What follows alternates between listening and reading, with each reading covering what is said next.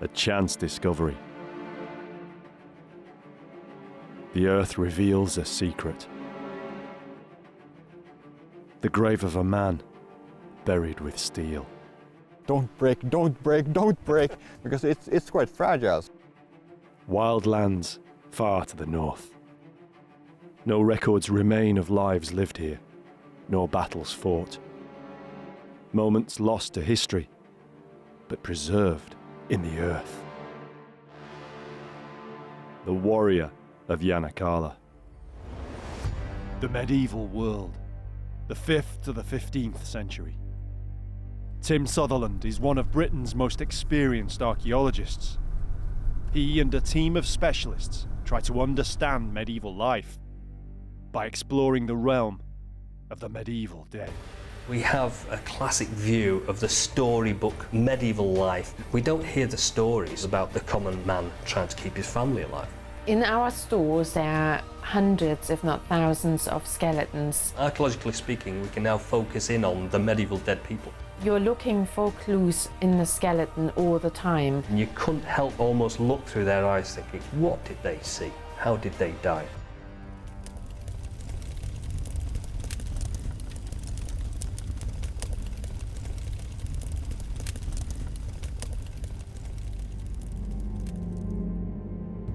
Janakala, 100 kilometers north of Helsinki in Finland. In 2013, it's the location of an amazing archaeological find. The grave of a man buried more than 7 centuries before. It's unusual in Finland for a skeleton to be found like this, away from any known burial ground. But there was something else. The man had gone to the grave with not one, but 2 swords. And it didn't stop there. What made the find completely unique was that the swords were separated in time by hundreds of years. One blade, like the skeleton, was medieval. The other, unbelievably, was from at least 2 centuries before. A Viking sword. It was completely unprecedented in medieval archaeology, in Finland and the whole of Europe. You couldn't fail to be captivated by the whole story. 2 swords found in a single grave, in the middle of a field, in the middle of nowhere, with archaeologists excavating it. It has a bit of everything. There was an option of going over there to carry out a geophysical survey and hopefully get some sort of information to put this person and the swords into a context that we could understand. The story was like a medieval fantasy, except it was real. And it spanned not only medieval times, but also the preceding era, the pagan Dark Age, the time of the Vikings. Even today, Finland is beautiful and remote. In medieval times, it was a wilderness. Endless forest, hills, rivers. Western Europe was steadily civilizing and evolving. But here on the edge of the Arctic Circle, the wild lands of ice and snow, Finland was the edge of the world. Finland in the medieval period is a bit of a blank canvas. We don't know much about it. Its history is now being driven by the archaeology. There isn't a lot of medieval history around. And so by finding new sites, by finding medieval archaeology in which to interpret, you can add to the history of the background of the country. No mä en tiedä, Suomi on voinut olla, mutta sillä ei ehkä ollut nimeä ja sitten jostain syystä tänne on haluttu tulla ja molemmin puolin, että tämä on nyt ollut hyvin helposti sitten saavutettavissa tämä alue ja en tiedä, se on kyllä aika mielenkiintoinen kysymys, mutta ehkä me joskus saadaan siihen vastaus, että mikä tämä Suomen asema on silloin muinoin ollut. Simo Vanhatalo is one of the most experienced archaeologists in Finland, a veteran of more than 500 excavations, and the man who found himself in charge of the dig at Janakala. It was one of the most important in Simo's long and distinguished career, and it came about through the work of local metal detectorists. Metallietsijät ovat olleet meidän ryhmälle hyvin apuna, koska he liikkuvat isoilla alueilla ja ja he ilmoittavat meille ja me ollaan sitten haluttu tehdäkin heidän kanssa yhteistyötä, että heistä on suuria apua ollut meille. The metal detectorists made a series of small finds across this field before they unearthed the burial and alerted Museovirasto, Finland's National Board of Antiquities. Simo and his team came out to check what they'd found and immediately mounted an excavation. The main enemy was the weather. No, tämä paikka kun löytyi, niin oli aika huonot sää, hyvin kylmä ja sitten oli pimeätä, mutta me ei tiedetty mitä sieltä on tulossa. Et se oli niin kuin jännittävää koko ajan kun mentiin syvemmälle ja sitten sieltä löytyi jonkun verran merkkejä haudasta ja sitten lopulta löytyi koko haudan muoto ja vainaja ja kaikki. Et se oli koko ajan yllätystä kaikki. The skeleton was badly preserved, degraded by the acidic soil. Without the metal grave goods picked up by the detectorists, it probably would never have been found at all. The archaeologists come along, excavate it properly, in the correct manner, realises it's more than just an artefact, it seems to be a grave. And it's more than just a normal grave, there seems to be two swords in the same grave. Now that's really unusual and very important. The swords made the find so compelling. The first, the one initially unearthed by the detectorists, was a Viking Age blade. It seemed at that stage that the burial dated to Viking times. Then the second blade was revealed, a type much larger and much later, a medieval sword. It couldn't be a Viking burial, it had to be medieval. But for some reason the earlier sword had been placed in the grave. This was unique and hadn't been seen before. Two swords, separated in typology by hundreds of years, yet buried together. There were many questions to be answered. Analysis showed the Viking sword had signs of fire patina. It had been burned. Also, Simo's team found fragments of burnt human bone, much earlier than the skeleton. It seemed the grave contained remnants of more than one body. Two swords, two warriors. As the news spread, it drew interest, not only from archaeologists.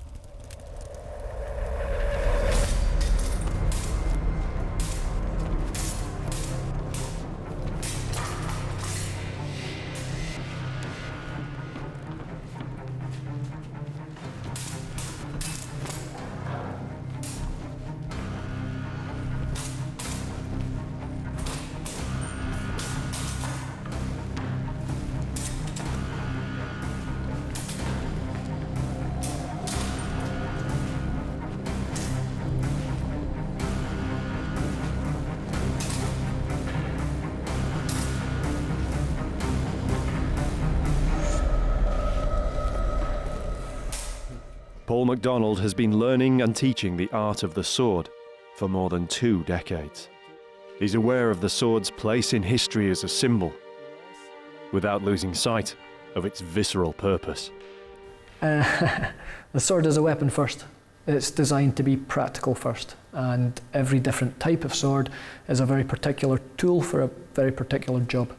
Some are more cutting based, some are more thrusting based, and some have an element or combination of both. So every weapon must be practical first, because it's designed to do a job. Along the way it is symbolic also. When you strap a sword onto your side, it's no light undertaking. You're making a declaration to anyone that claps eyes on that sword. It's saying that you're prepared to back up your word by your skill and by your steel. Paul is also a sword maker. The MacDonald Armouries specialises in fighting quality, historical blades.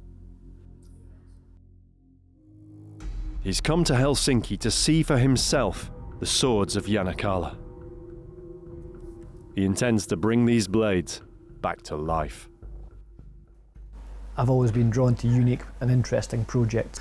So to make something that rare, that special, with the blade length as it is as such, being so unusual, it's they're both pretty fascinating. The swords are kept in stable conditions at Museovirasto. They're covered with oxidation, But beneath this, the steel has survived. It's the first time Paul's seen them for real.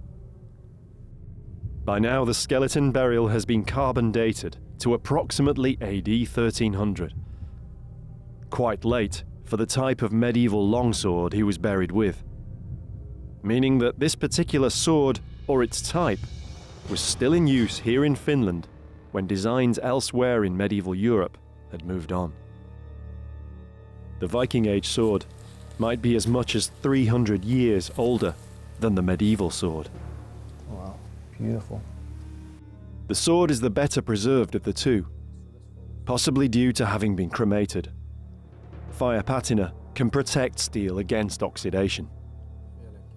It's a very recognizable style, one of a range of types, recorded from every sword from this period found to date. Jan Petersen published a work on the Norwegian Viking swords and established a typology of known different types of hilts and blades. And this would be concurrent with a type Z, known to be from the mid-10th century to mid-11th. So it's a fairly accurate time frame. Paul carefully records both swords. Each dimension is critical, as characteristics vary over the different parts of the blade. He also has to take into account the layer of oxidation on every surface. The National Museum in Helsinki is home to the finest Viking and medieval swords ever found in Finland. Hundreds of years ago, these blades were ground from steel that had been forged, folded and hammered over time. Paul will work in modern stock steel, but the form and weight will be as close as possible to the originals. It will still require all his skill and experience. I do have to look at the weapons with a couple of different perspectives. One, a technical perspective. I have to look at it in terms of realistically how am I going to make this by stock removal? How do I grind this blade? How do I form the hilts? But then I also have to look at the weapon through the original maker's eyes, the medieval sword in particular, because it's so unique. They'll be constructed with materials and they'll be constructed for use. So there'll be more than just something to hang on a wall. Yep, it's literally take those specs from today to the armoury and turn them into a lot of sparks and a lot of stour. Tim Sutherland now heads to Finland to join Simo and the original excavation team, back where they uncovered the grave the year before.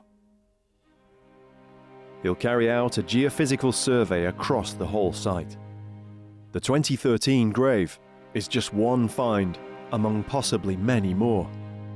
They know this because the metal detectorist who originally found the grave also recorded several other significant readings across the field, before by the autumn moonlight, making the find of a lifetime.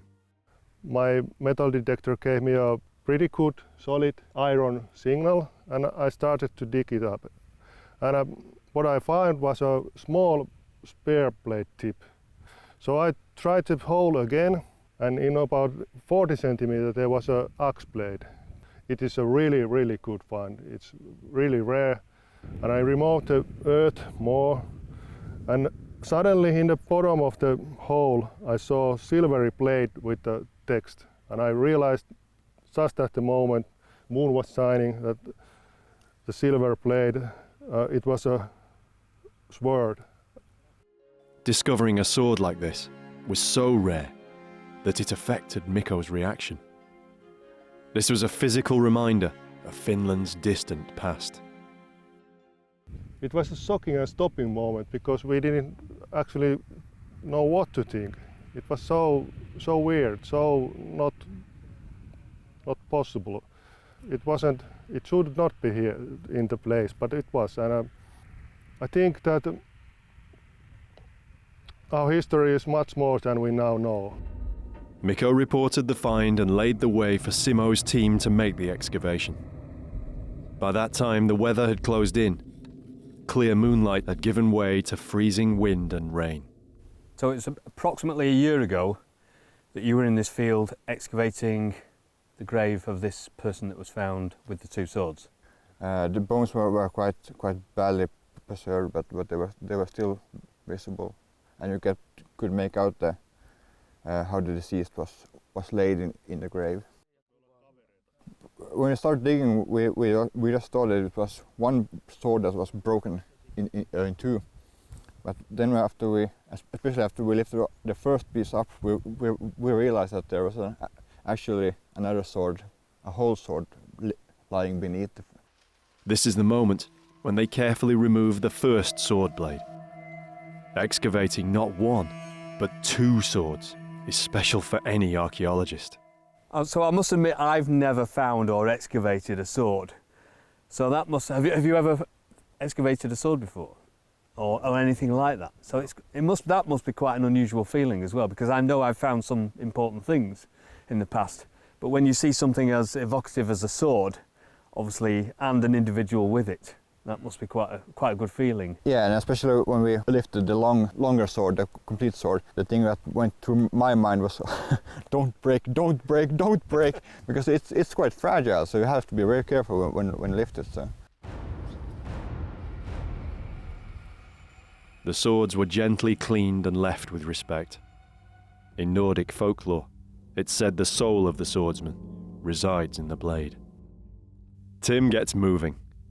He and Rachel Wood from the University of York will carry out the survey.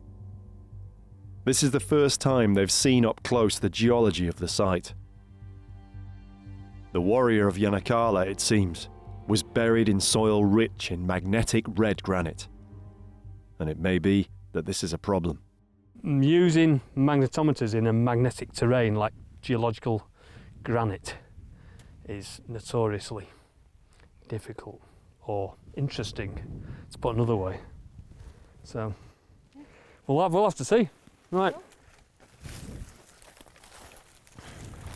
Yeah, sometimes you can put a lot of effort into a survey, and there are known places in the world, very igneous areas where the rock is just so strong magnetically, you can't do a magnetic survey with any good results.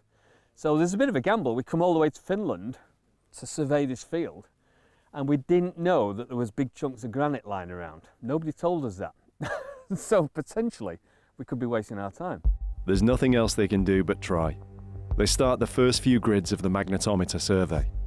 And fortunately, it seems there's enough overburdened soil to mask the effects of the granite. It's a huge relief, because if the whole site was heavily magnetic, because if you work in a landscape that's basically underneath is igneous rock like granite, it can trash the whole data. And that's the problem. And we potentially faced by coming here. So it's really nice to see we can see something else.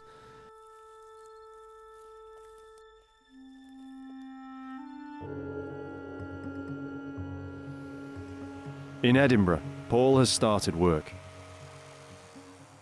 Well, at this point, the blade has it's been distal tapered, and it's been profile cut. That is, it's got the basic shape of the width of the blade tapering, not quite to a point, still rounded here, and the thickness of the blade has been ground down from 5mm up by the shoulders, by the guard, right down to the point here where it's 2mm, and it's a very constant, even taper down there. Time to grind. The next stage is to add in the fuller. This is the curved groove along each side of the flat of the blade. It's sometimes called the blood groove. Biggest myth in the sword world really is that the fuller is a blood groove or a bloodlet. That supposedly when you stick your blade in a body, it somehow lets air enter the wound and lets blood drain out. That's a wonderful gory idea, but it doesn't really comply with the laws of physics. The fuller down the length of the blade, it lightens the blade down the length, and it does not compromise the flexibility and its strength. While the blades are taking shape, Paul also has to work on the other components of the swords, the pommels and crossguards. For the medieval sword, the heavy disc pommel and crossguard are forged, For the Viking sword, both pieces will be cast. For this, Paul uses one of the last existing foundries in Edinburgh. The process is known as green sand casting. The materials that you're using today, are these, do we know that these are really the same materials that they were using historically? Yes, it possibly goes back as far as Iron Age that we've been using the green sand process. Possibly there might be one or two minor changes, but from what I've gathered through experience, I believe it's exactly the same. Paul now has to set about the trickiest part of the process. A blade tapers in thickness in two ways. First, in its profile, and second, along its length from the base at the hilt to the point. This is known as the distal taper. Slowly, Paul works the stock steel into blades with a life of their own. Oh, she's singing now. Yeah, every stage of making a sword is interesting, it's exciting as well. You are bringing the steel to life. You're giving it something more than, you know, just being a piece of material. You're giving it back something of its original soul. I suppose when you're making something that, you know, is paying tribute to an original piece. It's these stages when the blade actually takes form, you see it come alive. In recreating the swords, Paul has learned much about how the originals must have felt and handled. In particular, the medieval sword, unusually long for its single-handed grip. There are three categories or sizes of two-handed swords that developed from the medieval period onwards. And this is really a blade length that lies right in the middle of what you would call a greatsword. You would expect a grip on this of around 12 inches or so for a proper two-handed sword. But having a single-hand grip it's highly unusual. I've never seen a sword like it. But the more steel that comes off this blade, the more it's making sense. The sword tip won't be pointed, and there's a reason for this. It was more usual for blades of this type, especially blades that were designed to cut primarily, for the point here to be rounded. It's rounded, but it's certainly not blunt. Your edge, your sharp edge, would continue all the way around there, and that assists or aids a slicing action against flesh and bone, because this is designed to be used in the saddle with force and speed. So even a tip with the last inch to 2 inches of the sword itself would cut and travel through target much more easily with a rounded point. The Viking blade here is remarkable in the sense that the original is only 4 millimeters thick here, and what we call the distal taper, the taper of the thickness, it tapers all the way to 0.8 millimeters here at the tip. It gets remarkably thin, and it's quite thin overall, which makes it remarkably light and fast to wield. But the pommel itself is what balances out the length and the mass of the blade itself, and it moves the balance point. Without a pommel, you have a balance point sitting down here, sitting really about a hand span or so forward of the guard. But once that pommel weight is added, then it takes the whole balance back to really within about 3 inches or so forward of the hand. And this means that in the hand you can whip that blade about rapidly, which is exactly what you want for a sword where your life could depend on how effective this blade wields. Back in Finland, the survey has attracted interest. Raila Aaltonen is the landowner who's kindly granted access to the current survey, and she was here back in 2013 when the grave was discovered. Of course, I was very excited.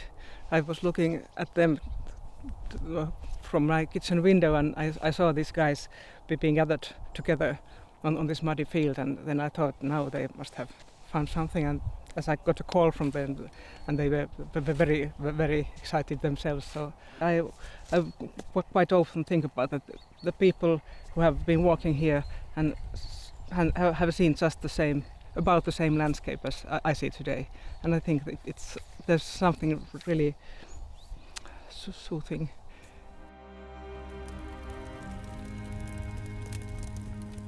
Rachel has covered most of the site with magnetometry, and now she's found something.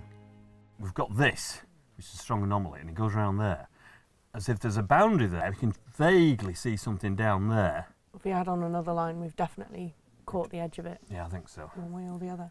This is very important because it's covering the area we're interested in, isn't it? That's basically the top of the hill. We need to date this, and is that medieval, for example, or is it much earlier, or in fact much later? Yep. I can't imagine it being too much later because it's a nice No. curvilinear feature, and those are generally earlier rather than later. It's a fantastic discovery, and it prompts Ryla the landowner to check her family archives. She's found a map which helps make sense of the features the survey shows in her fields. It's dated 1692, although roughly 400 years later than the grave. The features it records may well have survived in the landscape from earlier times, and they bear a strong similarity to Rachel's enclosures. Mikko and the other metal detectorists have returned to help out, and they've brought with them new equipment. The metal detectorists we met on site were not your average common garden metal detectorists. These people were tooled up to the max. They had these pulse induction meters. Now that is a very, very heavy duty metal detector, and it can see through the ground quite deeply and find very large pieces of metal very deeply buried.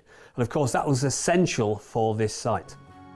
Rachel has asked them to locate again the ferrous contacts they made in 2013, only this time using the pulse induction meter to pinpoint them. They mark the finds in the stubble with red flags. Got some targets for you from yesterday, if you like.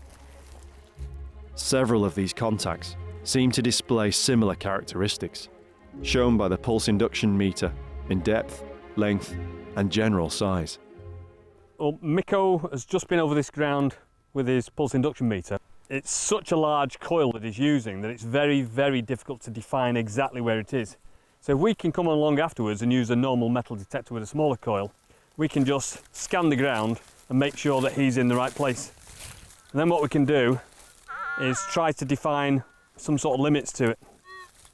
So it's quite a big object because when we get near it, so that's it, somewhere there, and that's the centre of it. And there does seem to be some sort of linearity to it, and although there are little bits along the side of it, other things, that's definitely one big anomaly there. Everybody starts thinking, right, this is a bit strange now. Huge piece of metal in the ground. Just behind us, somebody's found a grave with two swords. We look at this metal object in theory, and it appears to be sword-shaped, the right length. And everybody's going, this is interesting. But it's not just one. There are several in this field, all the same sort of length, a bar of metal. Now this is getting a bit weird because there's not many bars of metal just lying deeply buried under a normal field. But we know that somebody's found two swords just behind us. The obvious conclusion is beginning to dawn on everyone. It would be spectacular if this was another grave with swords in it. And there's no reason to think that it can't be at the moment. In which case, if it is, there's a good chance that this field is full of swords. Paul has almost completed the swords. I'm drawing blood in the process.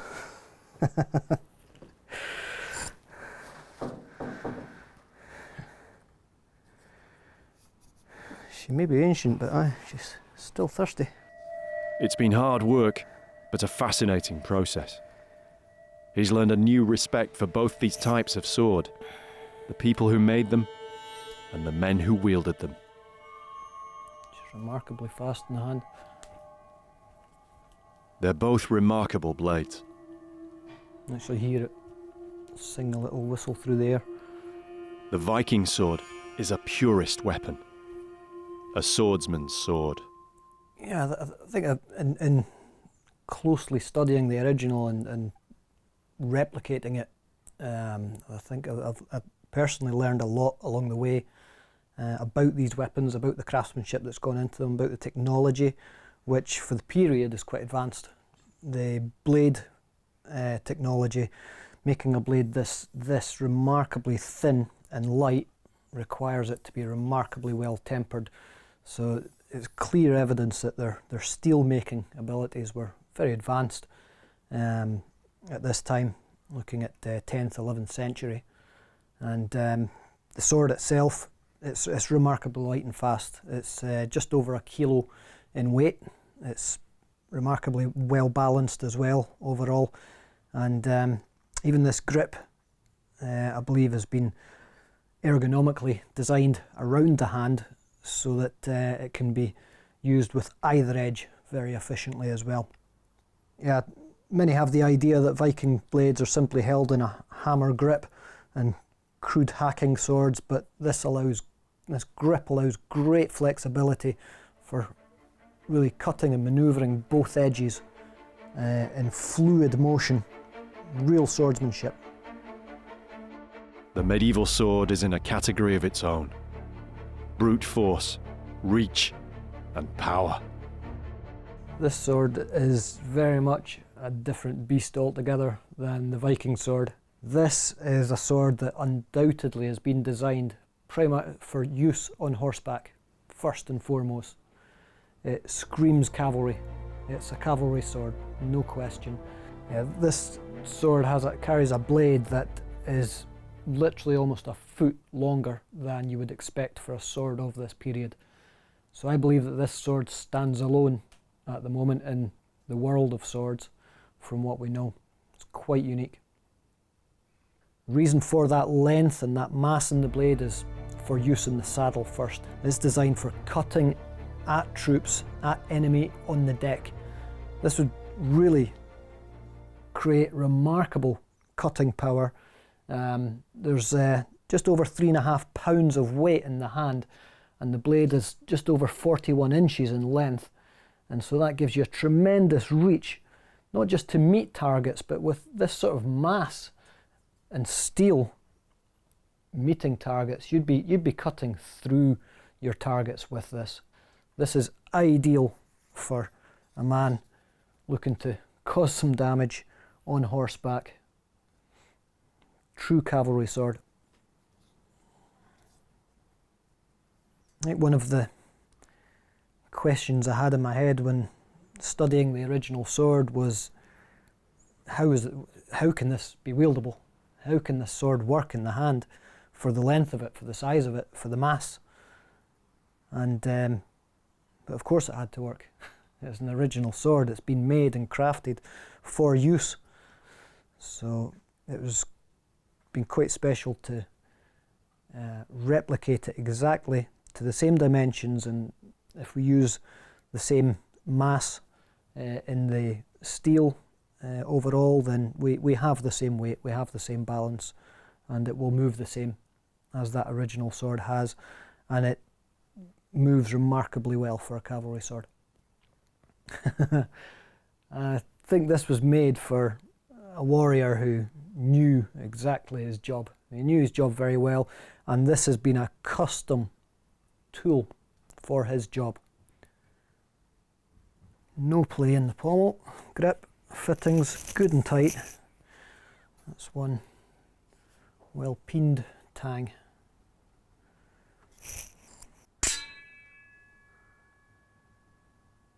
You can hear that continuous tone in the blade now, and that means that the compression is sufficient, that it's secured everything together as one. But why were these swords in the burial? Who was this man they were buried with? New information comes to light. At Museo Verasto, the swords have been X-rayed, and it's revealed something. Letters, inscriptions, fragments. Little in detail can be seen on the Viking sword, but on the medieval blade, the sign of the cross. The sword, perhaps, of a Christian warrior. The survey is almost complete. Tim and the others try to work out what they can about the burial. The man was buried around 1300 AD, with the Christian inscribed sword, plus an axe, a spear, and a few other simple items.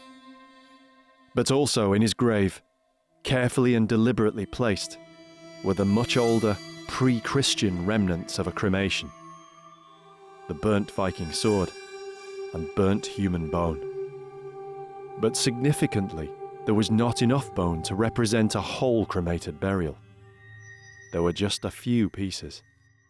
It actually might just be a symbolic act of taking a handful of cremation burial remains from an older site and just scatter it over the deceased. So it might actually not be a single person that is being buried. And if they're taking the sword from an earlier important grave, then they may think, right, it's important that we take part of that individual and then put that in the grave as well. So what appears to be happening is they've dug a grave, they put somebody in it, and that's late medieval, and you can tell by the sword, and you've dated the bones or something from that medieval grave, and then for some reason they've put a sword, an earlier sword, on the top, and they've put cremated remains back on the top of this individual. So if it was a Christian burial, it wouldn't really be buried with a sword, because you're not supposed to put artifacts in with an old Christian burial. So the fact that he's got a sword with him is interesting. Is it an east-west burial? Yes, so he was laid east-west quite strictly. So that indicates that of course that there are Christian elements to it, and also that it is a skeleton burial, because it is a change from the older pagan ways of doing the cremation burial. But it would of course be very interesting to see if the two persons buried in the same grave are related in some way.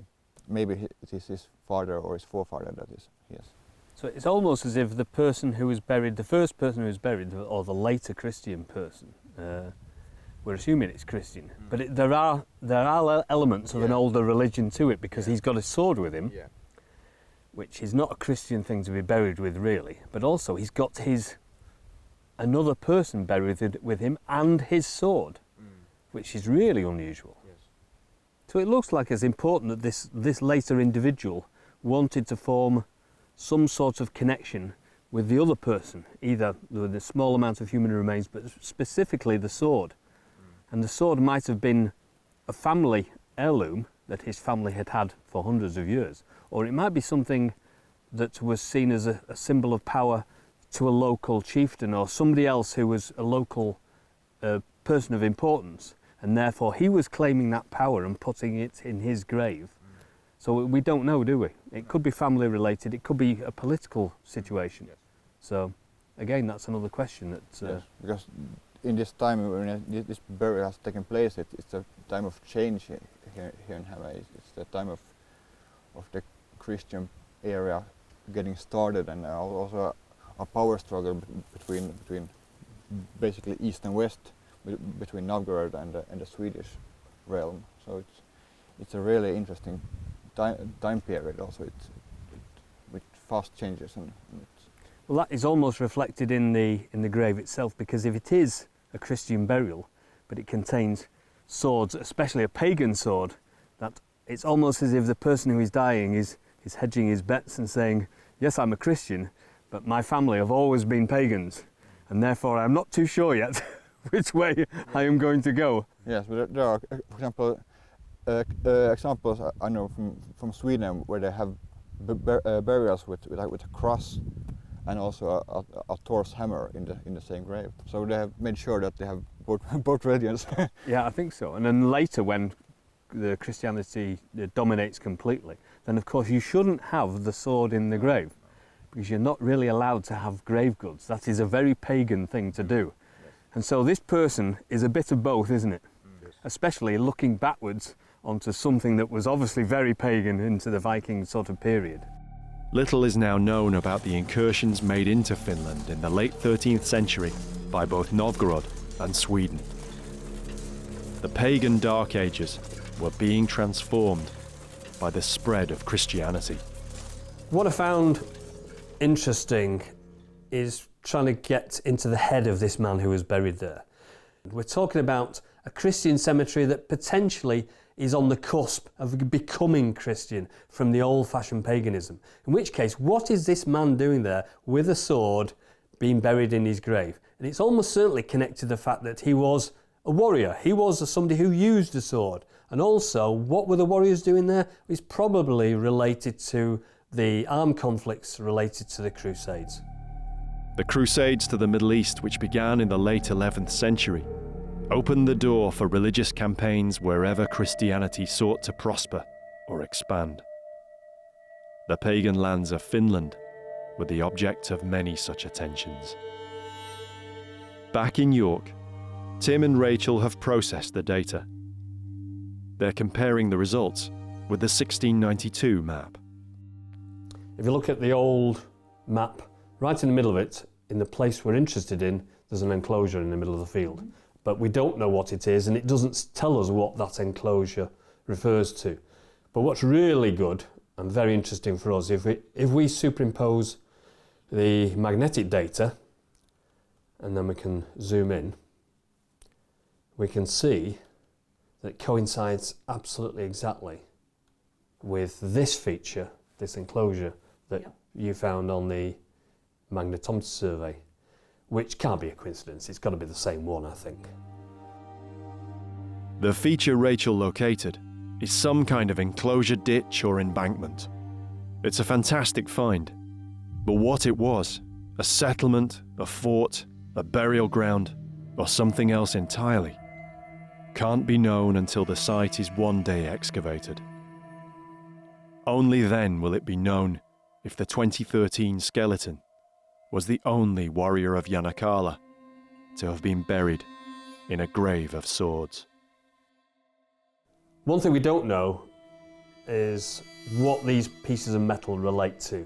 Now we know that some are quite large, but we also know that some of these are linear, in that they're about that long and they're a solid piece of metal. Now that's coincidental because there are two swords that we know of in this location. Does that mean that the whole of this field is full of swords? Is this a large burial ground full of individuals that were buried with their swords? It does go through your mind about the person, the real person behind the skeleton and the artefacts or whatever. And so you try to put yourself in their position a little bit, because you think, well, why are they here? What were they doing? What was their life like? And especially if they've died under traumatic circumstances, then of course you can visualise their death, and that makes you think. Definitely makes you think.